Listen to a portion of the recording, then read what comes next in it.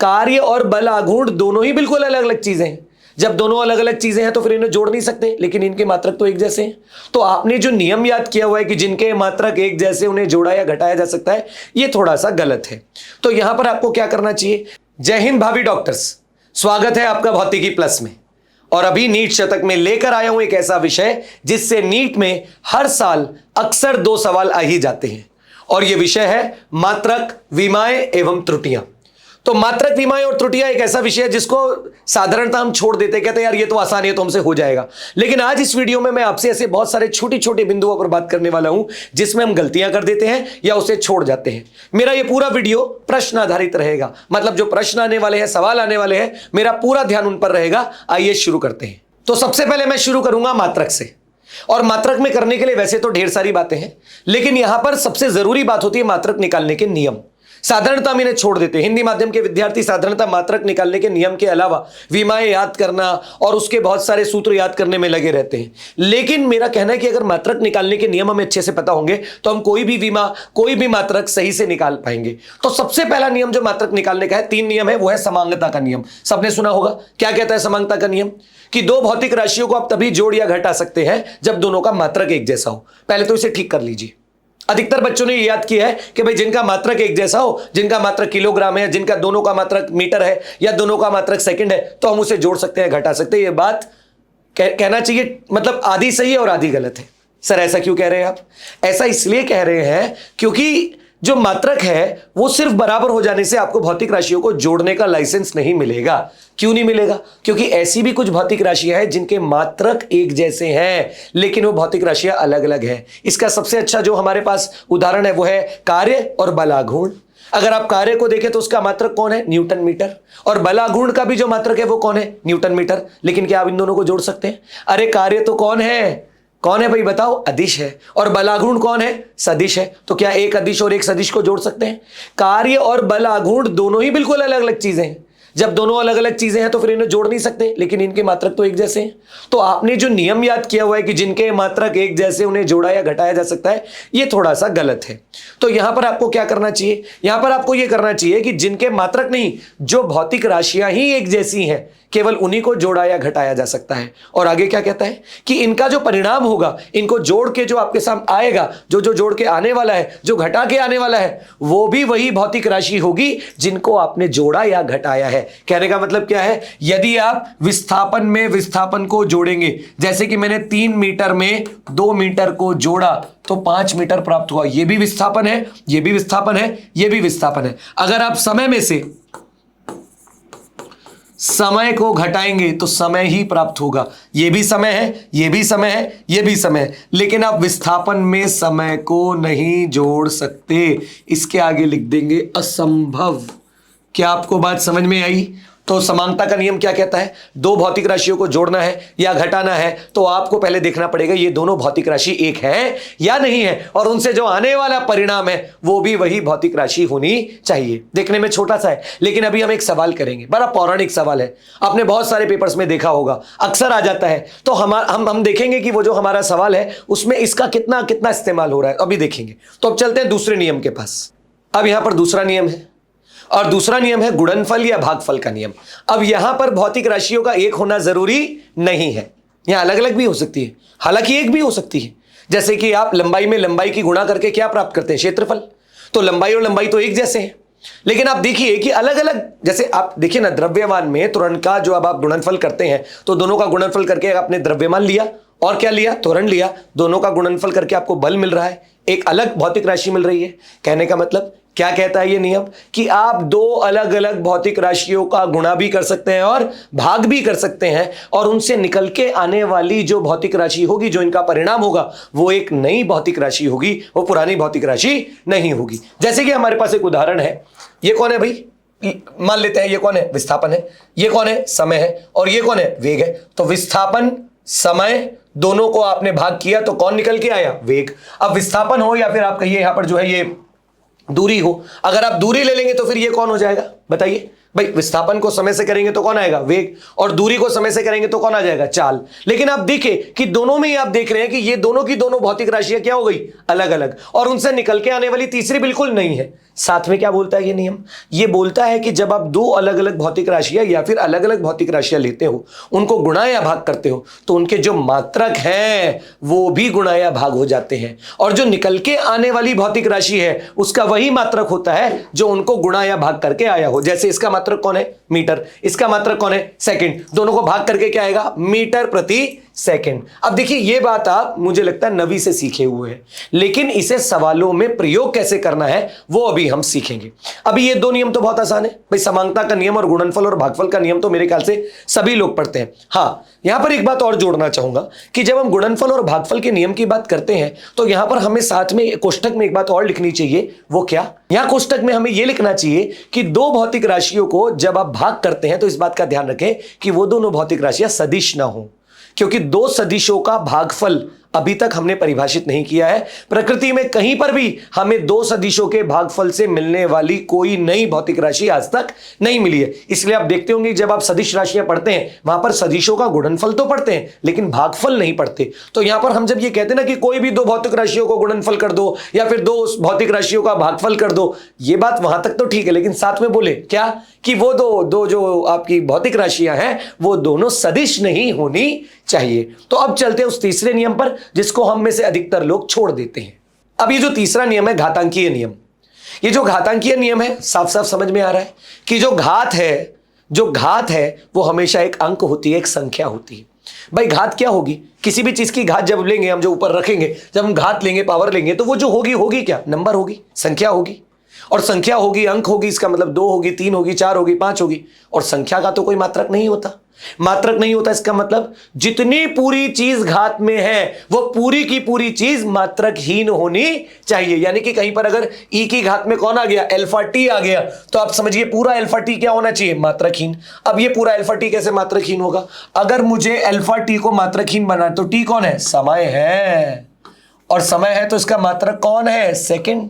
अब पूरे को मात्रकहीन बनाना है तो अल्फा को क्या बनाना पड़ेगा, 1 समय बनाना पड़ेगा कि नहीं बनाना पड़ेगा। यानी कि इसका मात्रक क्या बनाना पड़ेगा, सेकंड की पावर -1, सेकंड की पावर -1 बनाना पड़ेगा कि नहीं बनाना पड़ेगा। जब ये सेकंड की घात -1 होगा, ये सेकंड होगा, दोनों का गुणनफल होगा, तो क्या बनेगा, ये मात्रकहीन बनेगा। एक और उदाहरण ले लेते हैं। यहां पर अगर वो कहने लग जाए कि भाई कोई a है उसकी पावर bx है, और x को बोलने लग जाए कि ये विस्थापन है। कौन है दोस्तों, विस्थापन। यार अगर ये विस्थापन है तो ये पूरा का पूरा तो मात्रकहीन होना चाहिए ना, और ये पूरा का पूरा मात्रक, अब विस्थापन किस में होता है भैया, मीटर में होता है। अब पूरा का पूरा मात्रकहीन कब होगा बताओ भाई, जब ये b जो होगा वो मीटर की घात -1 होगा। तो आपको यहां से भी कई बार मात्रक निकालने में मदद मिलेगी। तो ये घातांकीय नियम खासकर हम लोग छोड़ देते हैं। तो ये 3 नियम मैंने बताए, अब ये 3 नियम हो गए। अब इन 3 नियमों का प्रयोग करके आपको भी एक सवाल कराऊंगा, लेकिन उससे पहले मैं घातांकीय नियम को एक जगह और लगा के दिखाता हूं। आप सारे लोगों ने जब कभी विद्युत धारा के बारे में पढ़ा होगा, वहां पर आरसी परिपथ पढ़ा होगा, सब लोगों ने पढ़ा है।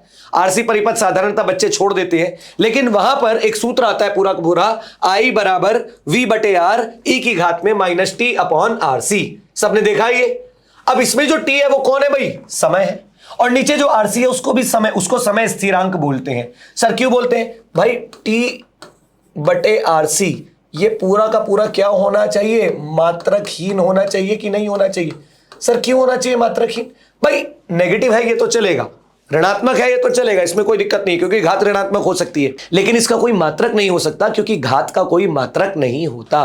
तो ये जो -T/RC आप देख रहे हैं, इसमें T अगर समय है और उसका मात्रक सेकंड है, तो ये नीचे जो आरसी है वो भी समय जैसा है, जिसे बोलते हैं समय स्थिरांक, टाउ से दिखाते हैं, और इसका भी मात्रक सेकंड होना चाहिए। जब ये सेकंड होगा, ये सेकंड होगा, सेकंड से सेकंड कटेगा, तभी तो मात्रक गायब होगा, और तभी तो घात जो होगी वो मात्रक विहीन होगी। आपको बात समझ में आ रही है, हाँ जी। अब लेके चलता हूं आपको उस सवाल पर जिसके लिए मैंने ये तीनों नियम आपको सिखाए। आपने सवाल बहुत सारी जगहों पर देखा होगा, और इस सवाल में पूछा जाता है कि a का मात्रक निकालो, b का मात्रक निकालो। अब मुझे एक छोटी सी बात बताएं, ये कौन है भाई, ये आयतन है ना, v कौन है भाई, आयतन। अब आयतन में से कोई माइनस हो रहा है तो कोई अनजान आदमी तो नहीं होगा, और अभी समांगता के नियम में क्या पढ़ के आए कि भाई अगर किसी में से कोई माइनस हो रहा है, किसी भौतिक राशि में से कोई भौतिक राशि माइनस हो रही है, पक्के से वो दोनों भौतिक राशि क्या है, एक जैसी है। इसका मतलब अगर ये आयतन है तो दादा ये भी कौन होगा, आयतन होगा। और अगर आयतन होगा तो फिर बी का मात्रक लिख सकता हूं, क्या होगा बताओ, आयतन है तो बी का मात्रक कौन होगा, मीटर की घात 3। यही होता है ना उसका मात्रक। कहिए। अब कह रहा है साहब ए का भी मात्रक निकाल दो। मैंने कहा वही, फिर से वही नियम। अब यहां पर आप चाहे तो इसे थोड़ा सा सरल करके कर लें, या फिर सीधा सीधा कहें कि भाई पी का वही मात्रक होगा जो a बटे वी स्क्वायर का है। क्यों भाई, क्योंकि दोनों जुड़ रहे हैं, तो पी का मात्रक बराबर होना चाहिए a बटे वी स्क्वायर के मात्रक के। बोलो भाई। हाँ जी। अब हमें तो यहां पर a का मात्रक चाहिए, तो वी स्क्वायर को इधर भेज सकते हैं। तो क्या लिख सकते हैं कि a का मात्रक क्या होगा, a का मात्रक हो जाएगा वी स्क्वायर, इधर आ गया एक तरीके से भाई।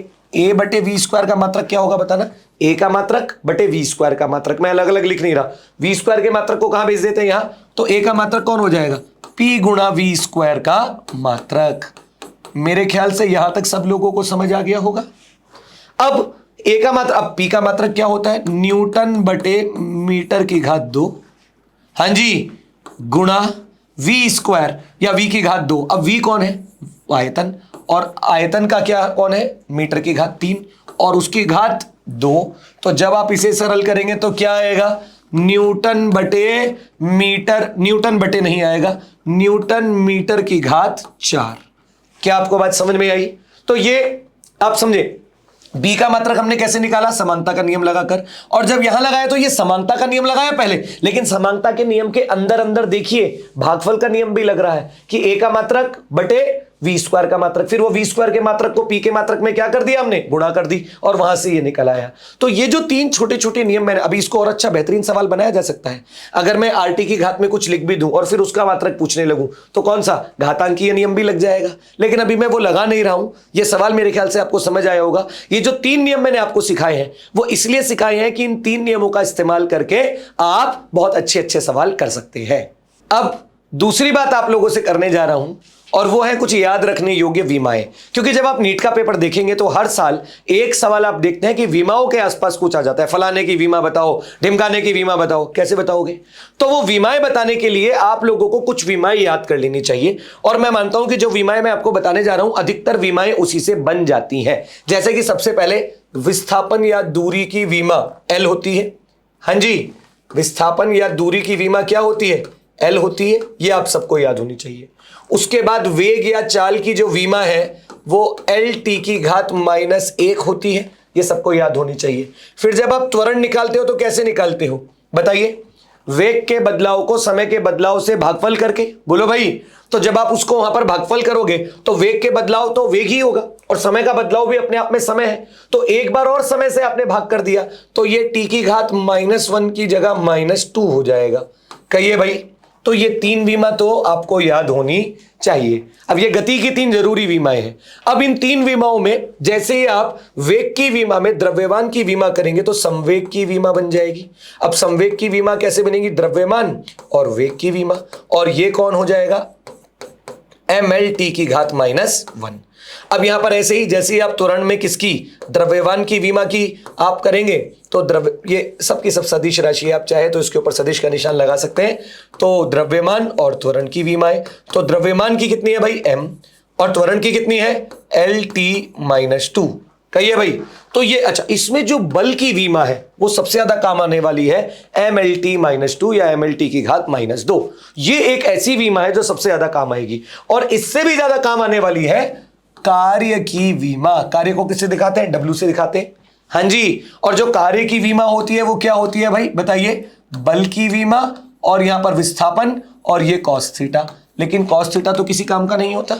क्यों, क्योंकि कॉस थीटा में ऊपर कौन है, आधार, और नीचे कौन है, कर्ण। और आधार और कर्ण दोनों ही कौन है, भुजाएं हैं, लंबाइयां हैं। तो लंबाई अपॉन लंबाई तो क्या हो जाएगा, विमाहीन हो जाएगा ना, उसकी कोई विमा नहीं होगी। तो क्या करेंगे फिर, यहां पर कॉस थीटा की कोई विमा नहीं है, बल की विमा है, विस्थापन की विमा है, यानी कि इसमें एक एल और यहां पर जो है हम गुणनफल कर देंगे तो ml² T-2। ये जो हमारी कार्य की विमा है ये असल में ऊर्जा की भी तो विमा है। अब जितनी भी प्रकार की ऊर्जाएं हैं, चाहे गतिज ऊर्जा है, चाहे स्टैटिक ऊर्जा है, जितनी भी ऊर्जाएं, वो सारी की सारी ऊर्जाओं की जो विमा होगी, चाहे ऊष्मा है, ऊष्मा भी तो एक प्रकार की ऊर्जा है। हाँ भाई, हाँ जी, चाहे प्रकाश की ऊर्जा है, जो प्रकाश की ऊर्जा है वो भी तो कौन है, एक ऊर्जा है। उन सारी की सारी ऊर्जाओं की विमा क्या हो जाएगी, ml² t-2। अब आप चाहे तो यहां पर शक्ति के बारे में बात कर सकते हैं। अब जो शक्ति होती है वो क्या होती है, कार्य को समय से भाग कर देंगे। हाँ भाई, तो एक बार और समय नीचे आ गया तो आ गया ml² t-3। हाँ भैया, तो ml की घात 2 t की घात -3। तो ये हमारी शक्ति की होगी। लेकिन इनमें जो सबसे ज्यादा महत्वपूर्ण है वो ये दोनों है, बल और कार्य। इन दोनों से आपके काफी सारे सवाल बनेंगे। ये जो विमाएं हैं आपको पता होना चाहिए, विस्थापन की L होती है, वेग की LT-1 होती है, त्वरण की LT-2 होती है, संवेग की mLT-1 होती है, बल की mLT-2 होती है और कार्य की ml² t-2 होती है, शक्ति की ml² t-3 होती है। मैं मानता हूं जितनी भी विमाएं आप बनाते हैं पूरी की पूरी भौतिकी में, वो सारी की सारी विमाएं आप इनकी मदद से बना सकते हैं। तो ये आपको याद होनी चाहिए। अब मैं आपसे तीसरी बात करने जा रहा हूं, वो है मात्रक परिवर्तन। भाई, मात्रक परिवर्तन की एक छोटी सी मूलभूत जो है अवधारणा है वो ये है कि जब जब आप क्या करेंगे, मात्रक को बड़ा करेंगे, संख्यात्मक मान छोटा होगा। इसलिए क्या कहा कि संख्यात्मक मान जो है वो मात्रक के व्युत्क्रमानुपाती है। जैसे अगर मेरे से कोई बोले कि 1 किलोग्राम में कितने ग्राम होते हैं, तो मैं लिखूंगा 1000 ग्राम होते हैं, यही कहूंगा। अब आप एक चीज देखें कि जब मैं किलोग्राम से ग्राम जा रहा हूं तो जो मेरा मात्रक है वो 1000 गुना छोटा हो रहा है। इसलिए मुझे संख्यात्मक मान को 1000 गुना बड़ा करना पड़ा। यानी कि जितने गुना मात्रक छोटा होगा उतने गुना संख्यात्मक मान बड़ा होगा। उल्टा, जितने गुना मात्रक बड़ा होगा उतने गुना संख्यात्मक मान छोटा होगा। इस बात का थोड़ा सा ध्यान रखना है। तो मात्रक और संख्यात्मक मान वाली बात, जैसे कि अगर मैं यहां पर बोलूं कि मुझे 1 मीटर स्क्वायर को बताना है कि उसमें कितने सेंटीमीटर स्क्वायर है, कैसे बताएंगे भाई, बताइए कैसे करेंगे। तो आप एक बात समझिए कि 1 मीटर स्क्वायर असल में होता है 1 मीटर गुणा 1 मीटर। और असल में मैं 1 मीटर गुणा 1 मीटर जब कर रहा होता हूं तो 1 मीटर में 100 सेंटीमीटर होते हैं। तो 100 सेंटीमीटर गुणा 100 सेंटीमीटर। आपको बात समझ में आ रही है?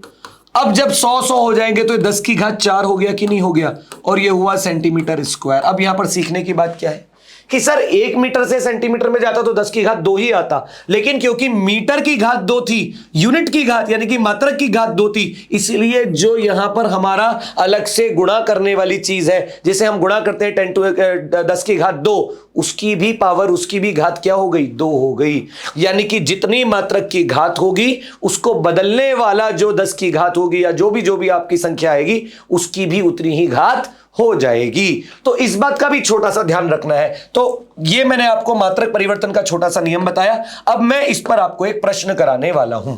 अब आप सारे लोग ये प्रश्न पढ़ें। जब आप ये प्रश्न पढ़ेंगे तो आपको पता लगेगा कि किसी विशेष पद्धति में लंबाई, द्रव्यमान और समय के मात्रक क्रमशः 10 सेंटीमीटर, 10 ग्राम और 0.1 सेकंड लिए जाते हैं। इस पद्धति में बल का मात्रक किसके बराबर होगा? देखिए, ये एक बड़ा पौराणिक तरीका है सवाल पूछने का। वो क्या करता है, जो आपके मौलिक जो आपके मात्रक हैं उनको बदल देता है। आपके मौलिक मात्रक कौन कौन से? भाई, आप तो किलोग्राम में बात करते थे, आप तो मीटर में बात करते थे, आप तो सेकंड में बात करते थे। वो कह रहा मैं इन सब में बात ही नहीं करूंगा। अब मैंने बल का मात्रक निकालने के लिए किलोग्राम की जगह ला दिया है 10 ग्राम। देखते जाइएगा, सेकंड की जगह ला दिया है 0.1 सेकंड और मीटर की जगह ला दिया है 10 सेंटीमीटर। अब आप मुझे बताइए कि जो बल होता है, जब हम बल की विमाएं निकालते हैं तो आती है mLT की घात -2। यानी कि उसमें द्रव्यमान 1 बार है, लंबाई 1 बार है और समय -2 का मतलब, यानी कि -2 का मतलब उल्टा नीचे 2 बार है। यानी कि जब मैं बल का मात्रक निकालने जाऊंगा इस नई पद्धति में तो मैं कैसे निकालूंगा? द्रव्यमान के लिए कौन लूंगा? 10 ग्राम। आपको बात समझ में आ रही? हां जी। उसके बाद वो क्या कह रहा है? उसके बाद कह रहा है भाई लंबाई के लिए क्या लूंगा? 10 सेंटीमीटर। और क्या कह रहा है? नीचे समय की घात 2 है नीचे, तो समय कितना है? 0.1 सेकेंड की घात 2। क्या आप सबको समझ में आ रहा है? हाँ जी। अब वो कह रहा है कि ये है नया मात्रक, बताओ अब ये कितने न्यूटन के बराबर होगा। अब देखिए बल का जो ऐसा ही मात्रक है वो कौन है? न्यूटन है। तो इसे अपने को न्यूटन में कन्वर्ट करना पड़ेगा, न्यूटन में बदलना पड़ेगा। अब इसे कैसे बदले? तो सबसे पहले मैंने क्या किया, इसमें से 10 10 और 0.1 की घात 2, 10 गुणा 10 बटे 0.1 की घात 2 करेंगे तो 0.01 हो जाएगा कि नहीं हो जाएगा? 10 गुणा 10 बटे क्या करेंगे? 0.1 की घात 2 तो 0.01 हो जाएगा कि नहीं हो जाएगा? और यहां पर क्या बचेगा? ग्राम, देखते जाइएगा, सेंटीमीटर बटे सेकंड की घात 2। पहले तो बताएं इतनी बात सबको समझ में आई या नहीं आई? आ गई यहां तक बात समझ में? अब चलेंगे आगे। अब हम एक काम करते हैं, ये जो 10 गुणा 10 है तो 100 हो गया, और नीचे से ये दशमलव हटाएंगे तो 10 की घात 4 हो जाएगा। ये तो सबको समझ में आ रहा है। अब ये ग्राम सेंटीमीटर बटे सेकंड की घात 2 कौन है? ये तो बल का सीजीएस मात्रक है कि नहीं है? और बल का सीजीएस मात्रक कौन होता है भाई? डाइन होता है। डायन मत बोल देना, डाइन। क्या आपको बात समझ में आई? अब ये जो डाइन है, आपको पता है जो डाइन होता है वो न्यूटन से 1,00,000 गुना यानी कि 10 की घात 5 गुना छोटा होता है। अब हमें इसे डाइन को न्यूटन बनाना है। गौर से देखिएगा, डाइन को क्या बनाना है? न्यूटन। अब जब मैं डाइन को न्यूटन बनाने जाऊंगा तो मुझे बताओ मैं मात्रक को छोटा कर रहा हूं कि बड़ा कर रहा हूं? बस इतना बताओ। मैं मात्रक को बड़ा कर रहा हूं। मात्रक बड़ा होगा तो क्या करूं? 10 की घात 5 से यहां पर गुणा करूं कि भागफल करूं? सर देखो मात्रक बड़ा हो रहा है तो संख्यात्मक मान छोटा होना चाहिए, तो नीचे 10 की घात क्या लाएंगे? 5। और ये कौन हो जाएगा? ये हो जाएगा हमारा न्यूटन। मैंने क्या किया, कुछ समझ में आया? पहले मैं सब कुछ सीजीएस में ले आया, सीजीएस वाला डाइन बन गया, डाइन से न्यूटन बनाया, यानी कि मैंने मात्रक को बड़ा किया। मात्रक बड़ा हुआ तो संख्यात्मक मान छोटा हुआ, तो हमारे पास उत्तर आया 10 की घात -1 न्यूटन, यानी कि 0.1 न्यूटन। अब आप देखेंगे तो पीछे जाकर देखेंगे 0.1 न्यूटन, ये ए आंसर है। ये नीट में एक पुराने पेपर में आया हुआ सवाल है, और इस तरह के सवालों का भी बड़ा प्रचलन है जिनमें मूलभूत मात्रकों को बदल दिया जाता है। कह दिया जाता है भाई किलोग्राम की जगह से 100 ग्राम नया मात्रक है। इस तरह के सवालों पर भी विशेष ध्यान दें, नीट में इस तरह के सवाल आने की पूरी संभावना रहती है। तो मैं आखिरी टॉपिक ले रहा हूं भाई, त्रुटि संचरण या त्रुटि संचरण के नियम। अब जब त्रुटि संचरण की बात होती है तो सबसे पहले जोड़ने पे बात होती है। तो हमारे पास ये एक यहां पर आपको दिया गया है 3 + -0.3, 2 + -0.2, बोला जा रहा है जोड़ो। अब जो वास्तविक मान है 3 और 2 वो तो जुड़ेंगे ही क्योंकि जोड़ रहे हैं, लेकिन त्रुटियां भी जुड़ जाएंगी, ये पहला नियम है।